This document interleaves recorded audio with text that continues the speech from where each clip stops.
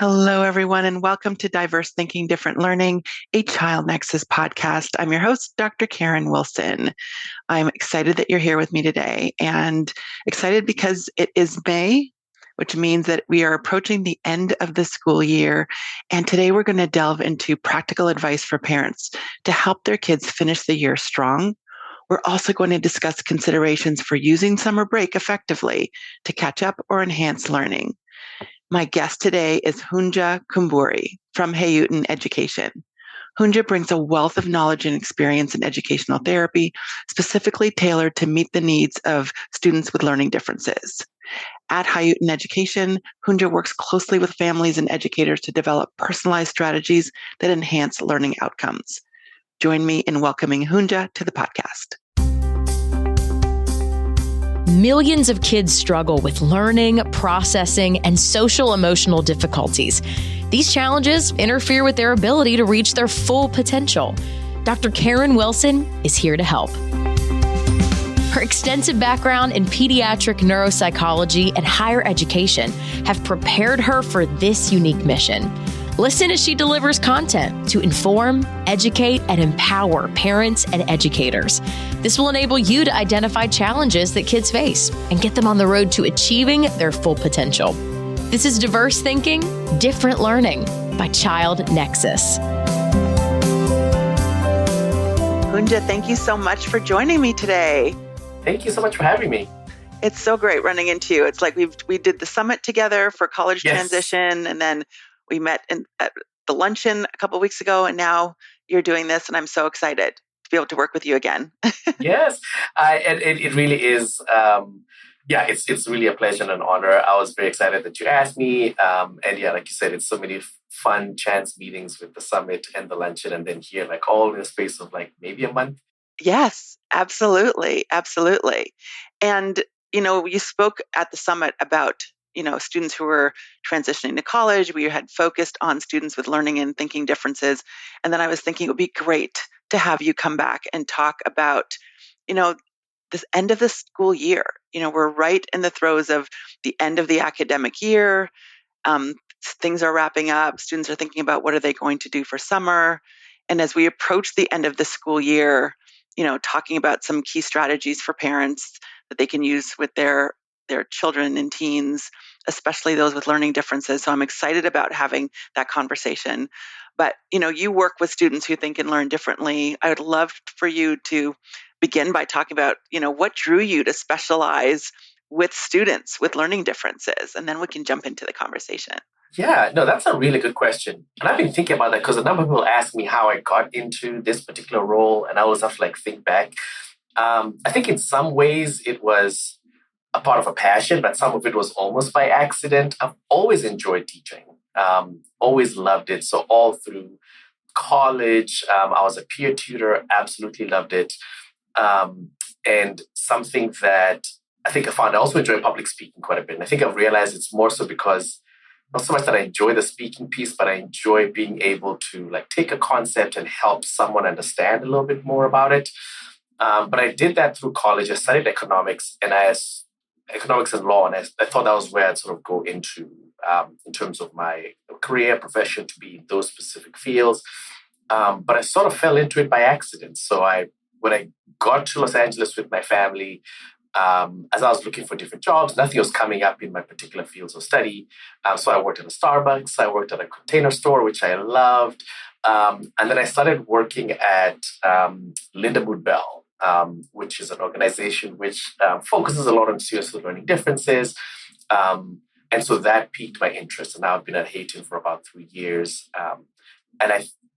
So now in my role, I don't actually teach content, social studies, English, but what I do find that it still allows me to do is I do a lot of our trainings and feel I can still feel that teaching passion with helping educators and families learn more about learning differences so that they can use the strategies in their teaching and their parenting. So that's sort of how it all went about.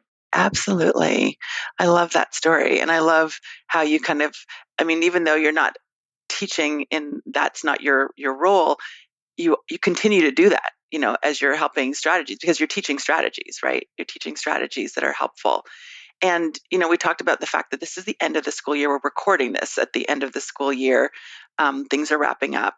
And, oftentimes it's panic time Yes. for students and maybe even for parents. Yeah. There are a lot of things coming up for students. And are there key strategies that parents can use during this time to help their kids, their teens stay motivated and engaged? Yeah, that's such a good question. Because you're right, it is panic time. It's end of the year, and it also makes it even more complex. That even for like sports seasons, like that's also like wrapping up. So it's also like pretty crucial times in like the baseball season or basketball, and with your academics. So there really is a lot. And I think it depends on like the age of the child that you're working with. I think with elementary school, maybe there isn't as much of a big focus on like final exams, although there might be like ERBs. I know that those sort of maybe have just happened. But I think with elementary school students, generally having the parents, the onus will be a little bit more on the parents to put together the structure for the kids. I think being able to say, if this is going to be a pretty busy season, how are we in our home with our family plans catering to the fact that this might be a bit of a more stressful season? There might be more projects or more like state testing going on. What does it look like? Our daughter is doing, she's a third grader, she's doing some state testing. So we're thinking about making sure we're sleeping early. We're not doing too many things that are like late in the evening. And I think for middle and high schoolers, particularly with learning differences, I think understanding the way the learning differences impact the students is helpful to guide each particular student with what they might need. And I think a lot of it is parents taking on a little bit more awareness of if it's executive functioning struggles that my child has because of ADHD, then what does it look like as a parent, just in healthy ways that are welcome, to try and help with some of that. It's to say, you need to put in like an hour of work tonight. I know that's going to be a lot. How about you and I both like sit at the dining table together and we both work? I've got an hour that I need to put together to get this presentation ready. You can do that. We can encourage each other. So ways in which it's noticing what is the learning difference and how is that impacting the student's work. And as a parent, how do I come alongside? It could also be having a tutor, having an executive functioning coach, having a content tutor come in. But I think it would depend on the student, the grade level that they're in, and how to support in ways that are welcome and aren't overwhelming. Right. And it just seems like that additional support may be particularly helpful for students who, again, have a number of demands coming at them at this particular time, and they're trying to navigate all of these things. You mentioned like projects, end of year projects and book reports and papers and, presentations that they need to give. They may all be coming to a head at the same time. And then they also want to, prepare for end of year, activities. Maybe there's end of year parties or get-togethers, and the weather's getting nice depending on where you are. And there might be, students want to get together and maybe even have culminating activities for their sports organizations and teams and things like that. So they're pulled in a number of different directions. Yes. And they want to do everything. Yes. Right? Yes. I think that is one key just realization. I love how you like sort of laid it all out of how many things could be on the table and the desire to do everything. And I think even some of the conversations that parents can have with their kids is, sure, you have this particular like huge game or this huge tournament this weekend, and you have this your dress rehearsal for this play that you're in, and there's this party happening on Saturday, and you have a pretty big test next Wednesday. So having sitting down with your child, and oftentimes with learning differences, the ability to sort of forecast into the future and see how much time do I have? How do I prioritize something that's next week when there's other things right now which seem more important and exciting? How do we look and say, okay, how much time do you realistically have? How are we going to manage our time in these ways? once you get home on Wednesday, let's remember that you need to get this much work done because of that. So I think helping that process of giving the students the tools to see the bigger picture of you want to do all these things, these are all important to you, that's great. We can't forget this thing happening next Thursday. Let's be mindful about how we're spending our time and how can I come alongside you to help you focus in the time that you have to make sure you're able to do all these without getting too overwhelmed. Right. And that's really important. Again, that not getting overwhelmed, because that's so easy to do when you have a number of things on your plate and when you're excited about, a number of the different things that are coming up. And I love that you've identified, some common challenges for students with learning differences. You mentioned executive functioning and time management. And so maybe students have been working with a schedule during the academic year, but now there are additional things that weren't on the calendar before that are now coming up. And when you talk about executive functioning, I think about, prioritizing, how important that is. How do you help students kind of navigate the executive functioning challenges that might impact them, particularly as the school year wraps up? Yeah, that's really good. And particularly with students with learning differences, I think what we see is that some of these challenges are present in the neurotypical population. They're just heightened if you have a learning difference. So, time management and time blindness, for example, is one that we all have. We're all time blind. We all prioritize our present selves over our future selves. But it's just heightened if you have a learning difference often. And so that's one aspect where helping students manage their time and look at what's coming up and decide on let's actually make a schedule. If you have a learning difference, you oftentimes aren't naturally drawn to using a calendar because your brain doesn't see time in that exact way. So it could be depending on how impacted the ability to use a calendar is, it might be that as a parent, you're saying, I will put a calendar together for you. Like I will put a few things in the calendar. And each time when we get home, I'll take some time out of my day to sit with you and look over your calendar and say, okay, so how much time do you have? Remember, you need to be in bed by 8:30 because you have an earlier day tomorrow. So we really only have this much time. So what homework do you have? Let's prioritize that. So doing some of that executive functioning coaching, and it's going to depend on how far along your child is. It might be that they're pretty strong with executive functioning skills, or they might be a little bit weak. And depending on where they are, it might need more modeling from a parent or an executive functioning coach. Something else that comes alongside with executive functioning weakness is metacognition, or the ability to think about how you're doing or to evaluate your systems and say, the way that I'm studying, is that serving me? If you have executive functioning challenges, then you don't naturally look back and review how you're doing. And the way that plays out with academics is maybe you get a test back. You aren't naturally drawn to look at where you went wrong and learn from that. Or you got an essay back. You're not naturally drawn to looking at those corrections. So that's another way in which a parent and executive functioning coach can help with thinking about more efficient study strategies. So you have a social studies test coming up. Let's look at your past test and let's look at areas where maybe you didn't do as well as you assumed that you're going to do. Let's look at how you're studying. Are you just reading the textbook chapter start to front? That might work, but that might be time consuming. It might be if you're going to read through it, are we going to draw a timeline? Is that a way for you to remember some of this a little bit more easily? So I think noting some of those challenges with time blindness, with metacognition, those can really help with helping a student move forward with how they are looking at this final stretch. Right. And there's so much interaction between those things that you described, the metacognition and the time blindness.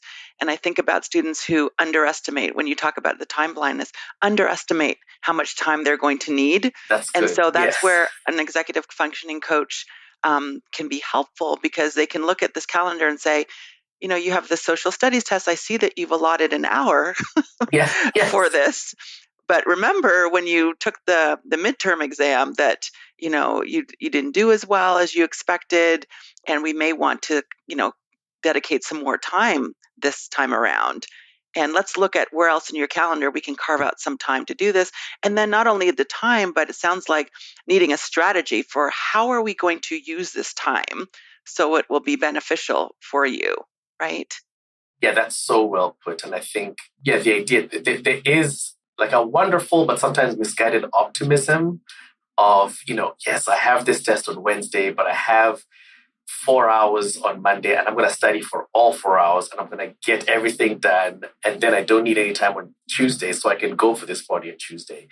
Um, I think that optimism of, and that comes again from, this is a difficulty of looking back in the metacognition of saying, how did that work for me last time?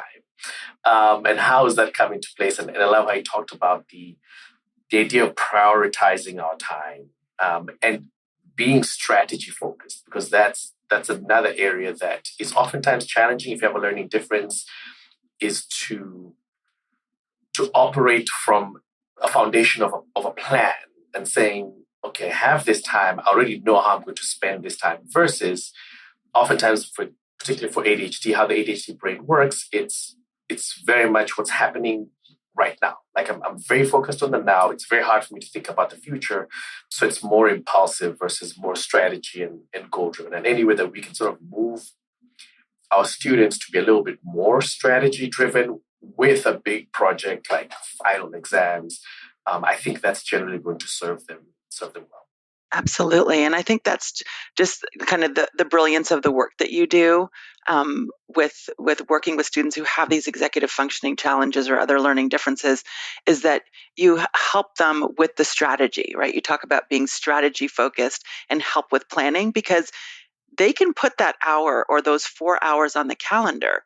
But then when they sit down, as you know, they have problems with task initiation. And so, 30 minutes will go by before they may even put, type a word on the document or put a pencil to the paper. If a student is easily distracted, then they've got their phone open and they've got some notifications and they're responding to some text. And then 45 minutes have gone by. Now they only have Yes. 15 minutes to study for the social studies test, because then they got to transition to baseball practice or whatever it might be. And so that's where I think that getting that support is so helpful, because you help them with strategizing, like you said, a strategy focused approach, and to plan, how are we going to use this time, right? And part of the planning means turning off your notifications. Yes, exactly. Exactly. Yeah. And I think to that point of why a strategy focused system is helpful is, some of the sort of the cyclical aspects of learning differences that actually make task initiation harder is if you don't have a calendar, for example. So you don't have a way that you're strategically planning your time. You don't have a task list to prioritize your time.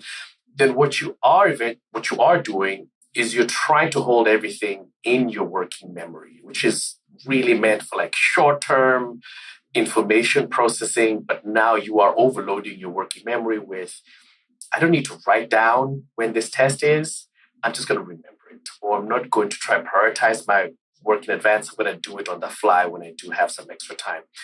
And I think that adds to that overwhelm. So you have so many things that you're trying to juggle in your mind. And now, as you mentioned, or now there's end of year parties and there's extra projects, and you need to submit a group project, which requires like multiple communication touch points.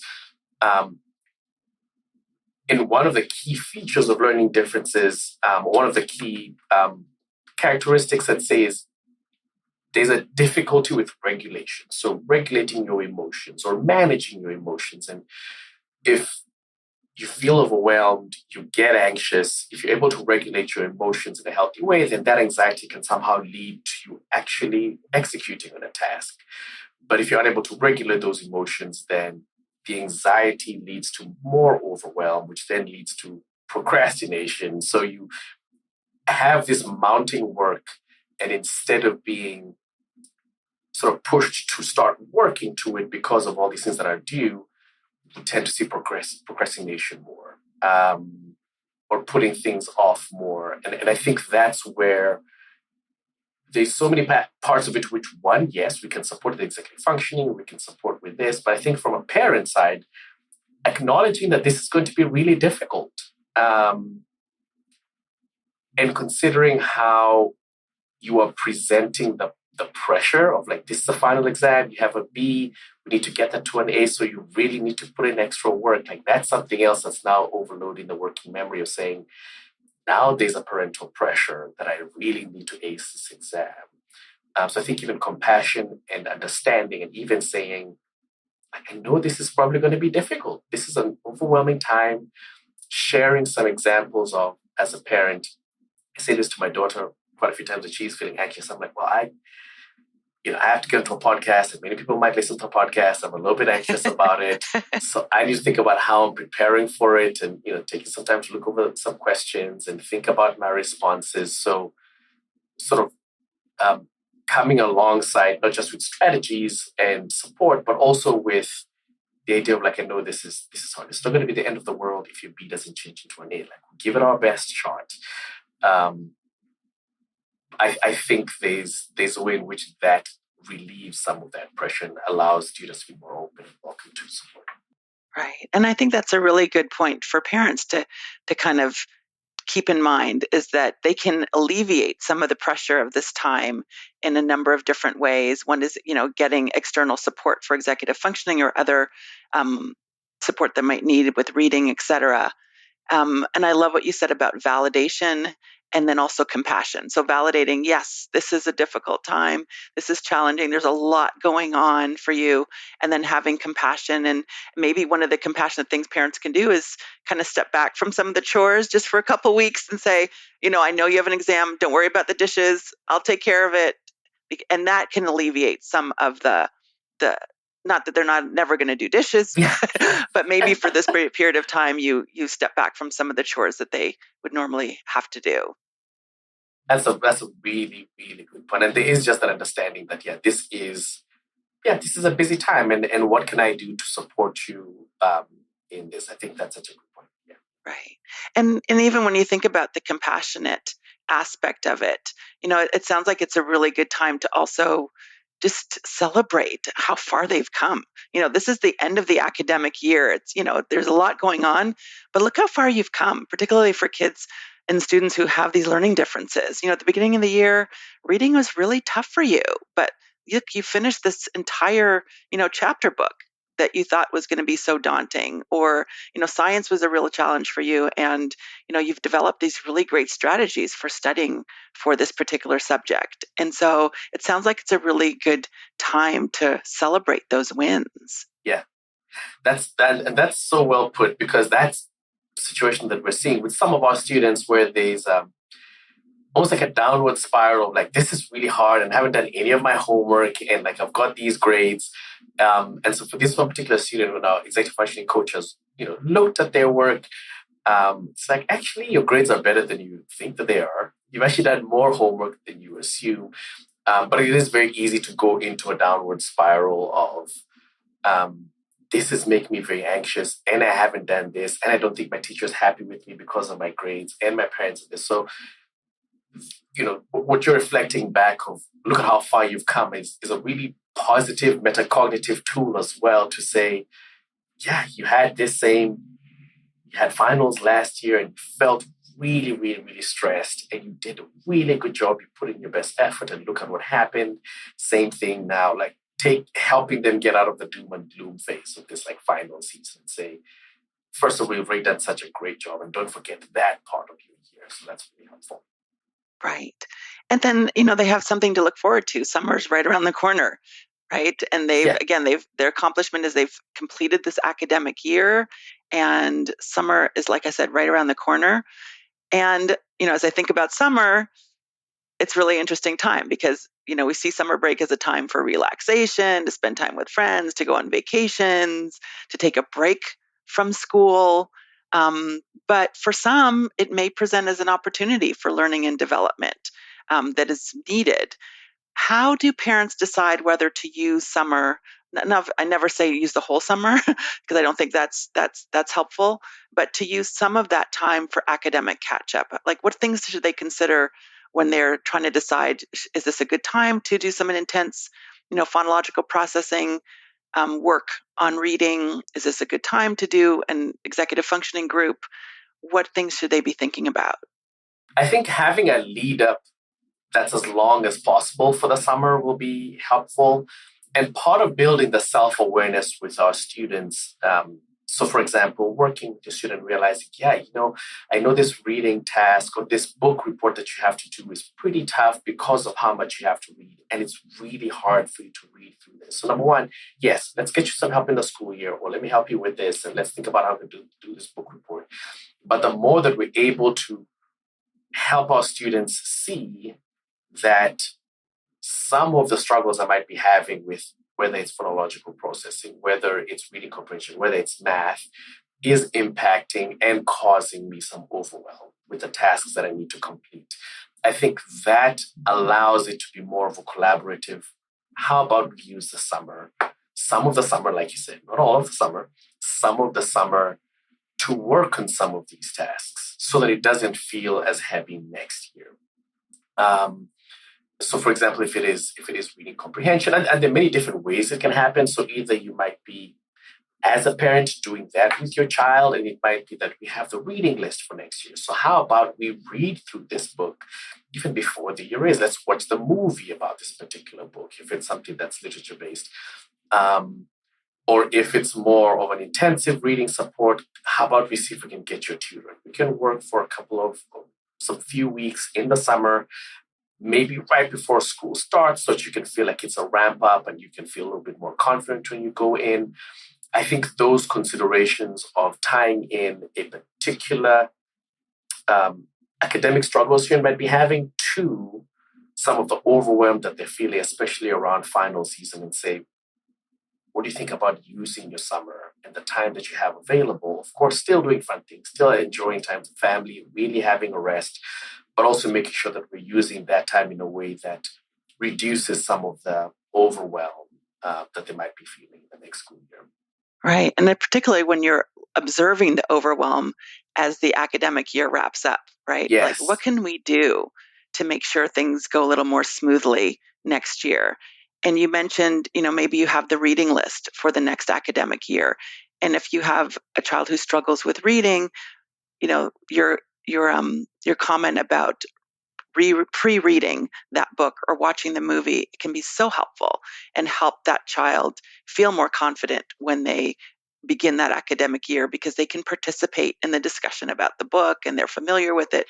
And so they're actually going to be reading it for the second time when the academic year starts, which can be incredibly helpful for a number of students. And one of the ways to decrease overwhelm is to help with preparation, for preparation, because we know as the academic demands increase, so do the executive functioning demands for students. And, a student may, when I think about, for example, the transition from elementary to middle school, where they may have had one teacher, or even middle school to high school, they've had one teacher in one classroom, maybe two teachers, and now they're going to be shifting from one class to another, multiple teachers. It's going to require a lot more executive functioning. How can we provide support to prepare students for that transition? Yeah. That's really good. And something that I'll say to that as well, because there's also the lens in which like the parent can have of seeing, I want next year to maybe not feel as difficult and not feel as overwhelming. And I think the lens that a student has, especially a student with learning differences, how far, so just like with time blindness that impacts how far into the future you can look, some of the research around the way dopamine impacts motivation has been interesting to show that more longer term motivators are a little bit more difficult to to help, in the moment task execution. So, such a weird way that I said that. But for example, as a parent, if you say to a child, really need to do well in these particular finals because, next year we're going to be applying for your middle school or your high school. We want you to get into a good high school. Or you're in high school, you really need to ace this because we're thinking about, you want you to get into a really good college. Like all those make sense. And those will be important factors for an individual with learning differences. But the shorter the motivation can be, the better. So a good college and a stable job, like all those are helpful and important, but they aren't very efficient in helping with, okay, I've got some time now and I need to work. So something that's a little bit shorter. So even if it's for example, after my daughter, for example, so again, she's a third grader, but she loves watching Bluey with me. And Blue is just a great show, so I love it as well. But she's so motivated by that if I were to say to her, yeah, I'm going to put your younger brothers to bed and your bedtime is 8:15. So if you can get your work done after I put your brothers to bed, then we can definitely get some time to watch Blue. It's that motivator is just so much closer in time. That's going to be more helpful to get her going and say, okay, great, let me focus. I'm going to get this, I'm going to put in my 30 minutes. I'm going to work on here. And so the more that you can do that with your child, even if it's to say, I know this is a hard week on Friday, let's do something fun. That's probably going to be a more efficient motivator to get the task initiation happening versus, 5 weeks down the line, we're going to do something fun for summer, which is great. And that's going to be a great motivator. And they're going to look forward to that. But it's going to be harder to sort of bring that into the present and say, how do I put away my phone? How do I make sure I'm getting this time as efficiently worked as possible? Absolutely. That makes perfect sense because again, the short-term reward is more meaningful to them, right? It's much more of a motivator to, again, I'm going to watch Bluey in an hour. Yeah, so exactly. An hour I understand. This is or before bed, right? Yes, and so yes. I'm going to work as hard as I can because I know that I will have this time before bedtime. And I completely get that. My son is in 4th grade. Right now he's all about the NBA finals. And if you can watch part of it, because I'm not going to watch the whole thing on a school night, but part of that game, it's like, okay, you sit here and prepare for your social studies test. And after you're done, I will watch part of the NBA finals with you. And that's all the motivation. Yeah. He needs. That's great. I love it. Yeah. I love that example because if I say at the end of the school year, think how good you'll feel having done well in social studies, that's not going to have the same impact. Right. 100%. You'll know all about American history and you're going to be so... Yes. Think how much more you'll know. Isn't that great motivator? No, not necessarily. Yeah. Right. That's great. Yeah. Yes. So I'm glad that you brought that up because I think that's an important thing that parents can use to motivate, especially, their students are tired. It's been a long academic year. They've been working so hard, and students with learning challenges have to work so much harder than their peers. And so they're exhausted at the end of the year. So how can we, alleviate some of that, again, that overwhelm and that fatigue? You're right at the end of the finish line. What can we do to get you through this period? Again, it sounds like you're saying, help them, provide as much support that is needed, give them some grace, show compassion for them, provide the type of support that would be helpful for them at this particular time. And then if needed, use some of that summer time for catch up. But again, like we said, not the whole summer, but definitely use it in a way that makes them feel more confident going into the next academic year. I think that's extremely helpful, thinking about all of those pieces of this high pressure situation, and then the summer, which allows for more time to be proactive with that. But like you said, the grace and compassion, understanding, support, I think that will go a really, really long way. Yeah, absolutely. And even as, maybe the plan wasn't to spend, some time working on executive functioning or reading over the summer, but you're noticing at the end of the school year that things were really tough, right? Or there hasn't been as much progress. Then, like you're saying, if students are struggling with that metacognition, the end of the year, it's a good time to reflect, on things that went really well and helping the student. You talked about being collaborative.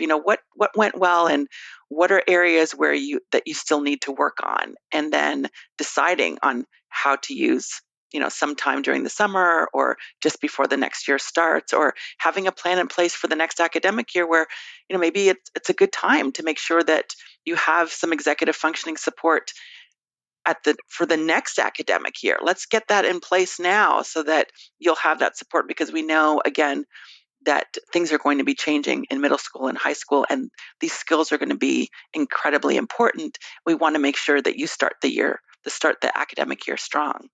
And in terms of some of the ways that, or some of the tools and resources that we use in the summer, there are some self-paced tools which, I think are amazing. So, something like IXL, which I think a lot of parents know about because a lot of it is used in schools where, you can select third grade math, for example, fourth grade math, or middle school math. And it's a self-paced course. So if you take an assessment, and each day you can do a little bit of work on that. It gives you like a worked example. The same thing with Alex Math, which is really good in that same way as well. You do an assessment, it identifies some of the areas that you need to work on, and then you can do that. So for math, there are quite a few self-paced options, and those programs are fantastic.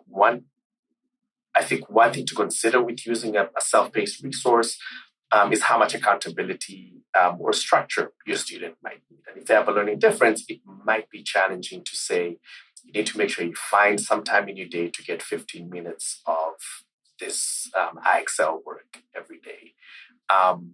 As a parent, if you can be like, I'll sit down with you for those 15 minutes, that's great. That's perfect structure. That's perfect accountability. But those are excellent resources, but it does require a fair amount of structure and accountability.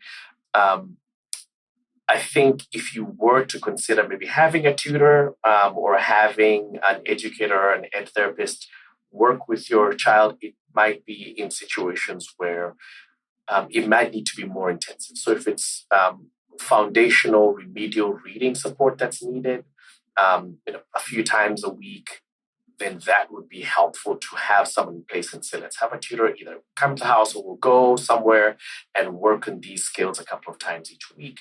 That's going to be a little bit harder to do self-paced because it really needs somebody, that clinical eye, to see, okay, where are the gaps? How are we doing? And we have had families also ask about executive functioning support in the summer, which I think could be a good idea, but a potential drawback of executive functioning in the summer is that executive functioning skills are best built when there is current work to prioritize, when there's projects and assignments and tests, which the summer doesn't usually lend itself to. But there are options of saying, one thing I really wish I did. I love art. I love fine art and drawing. And I feel like throughout my life, I've never taken the time to really put in the work to make that skill more than what it is right now. I feel like I'd always wanted to improve that, but I think that also requires, some time that's somewhat uninterrupted, a little bit more flexible time and some accountability. And I think if there are some passion projects that need to be done, or if there's a reading list and we want to read this book and we want to work on some questions on this book, if there is current work to be done on passion projects, then I think executive functioning could be good to work on in sort of the summer as well. Right.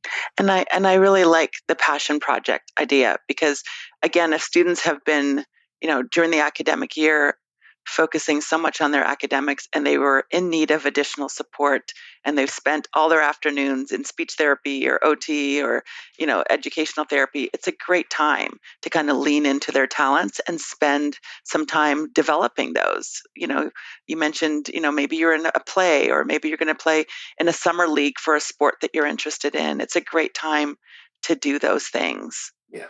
We have some high schoolers who were, part of their summer projects that they do with an executive functioning coach, or seniors in high school were, get a driver's license and apply for a job and get some of those pieces that require a fair amount of planning and strategy and goal setting and setting time aside.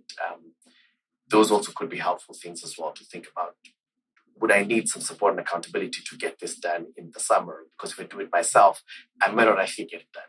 Right. And I think that accountability is a great time for that, to get some check-ins and to get some support. This has been so helpful. This is going to be this, and like I said, it's a stressful time for students often, and oftentimes for parents, it's stressful as well, right? Because they are, kind of filling in the gap and trying to provide support and wanting their kids to do well and to end the school year on a high note. And so I really appreciate all the work that you do in supporting learners. If our listeners want to get in touch with you and connect with you, if they need additional support for their child, their teen, as the academic year wraps up, or during the summer months, what is the best way for them to connect with you? Yeah, it's a great question. So on our website, so if you go to haytoneducation.com, there'll be a contact us link there. And if you were to submit your details, we get that information that same day. And one of us as directors would reach out and find out what the needs are, what your available times are, how we can support. So our tutors are often able to come to the house and help with in-person or virtual sessions as needed. So that's one way to contact us. If you want to contact me directly, my email address is Hunja, that's HUNJA, at haytoneducation.com. But yeah, easiest if that was too much to follow, just the Hayton Education website and this with the contact us page, and then we'll get back to you. Wonderful. And I will be sure to put all of that information in the show notes so that individuals can reach out to you and to the Hayton team, to connect with someone who can really support their learners. So thank you again so much for being here, and can't wait till our next collaboration. Wonderful. Thank you, Karen. Always a pleasure. Thank you so much for joining me today. Be sure to go to the show notes to learn more about Hunja and Hayton education. The final weeks of school can have a huge influence on how your child feels about learning, schooling, and future teachers. So be sure to check out the show notes to grab your free checklist with strategies to help your child have a successful end of school year and a strong start to the next. Thanks again for listening, and I'll see you next time. Thanks for listening to Diverse Thinking, Different Learning by Child Nexus. For more resources, visit us online at childnexus.com.